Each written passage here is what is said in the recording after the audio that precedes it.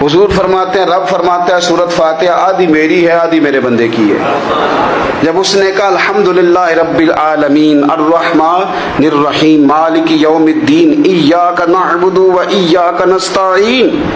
جب یہاں تک وہ لفظ کہتا ہے تو یہ حصہ میرا تھا۔ اس نے اپنے رب کی تعریف کی، اور جب کہا نا اس نے اہدنا الصراط المستقیم، اب بندے نے التجائیں شروع کر دی۔ اس نے کہا کہ مالک بھی تو ہے، رحمان بھی تو ہے، رحیم بھی تو ہے، عبادت بھی تیری کرتے ہیں تو مدد بھی تو تجھی سے مانگنی ہے نا، اب مہربانی فرمانا اہدنا الصراط المستقیم، ہمیں سیدھا راستہ دکھا دے، صراط الذین انعمت علیہم، ان لوگوں کا رستہ دکھانا جن پر تو نے انعام کیا ہے، غیر المغضوب علیہم ولا الضالین، ان کے رستے پہ نہ چلانا جن پر تیرا غضب ہوا،